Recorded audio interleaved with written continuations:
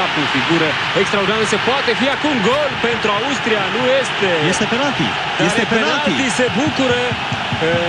La această acțiune se bucură Martin Harnik, fotbalistul lui Stuttgart, a obținut un penalti. O pasă primită direct de la portar.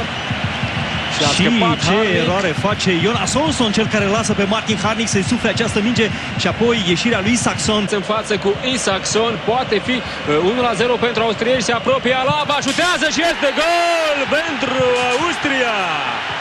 Starul fotbalului austriac, la numai 20 de ani, a fost declarat deja în 2 ani consecutiv cel mai bun fotbalist al Austriei. Avem garanția că Alaba va fi cel mai bun fotbalist al Austriei și în sezonul următor și în acest an, este campionul Europei, nu poate avea concurență. David Alaba, omul care bate lovituri de la 11 metri la 20 de ani, și pentru Bayern München el este opțiunea numărul 1 din acest punct de vedere. Nu putea să-i fure cineva mingea chiar aici la Național, unde numele sunt mult mai puțin sonore față de München. Nu reușește să-l găsească, dar până la urmă, iată, mingea ajunge la Harnik, care ia fața lui Oscar Wendt. Harnik care a venit în poziția în care se simte el mai bine și este gol pentru Austria! Uluitor, o centrare fantastică a lui Harnik, o fază ce părea pierdută și o lovitură aplicată Suediei dintr-o poziție care nu lăsa impresia că se poate solda cu un alt gol.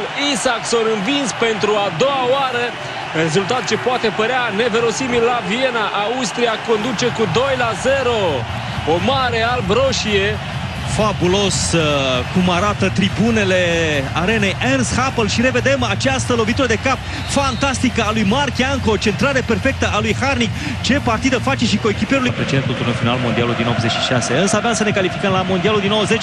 Aici ocazie bună pentru suedezi și este gol!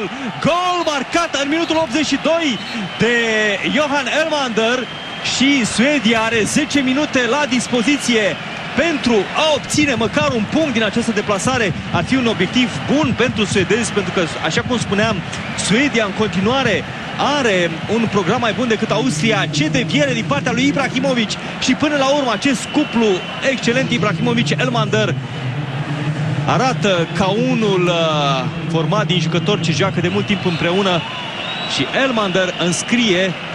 Johan Elmander, unul dintre cei mai buni marcatori ai Suediei, este golul său cu numărul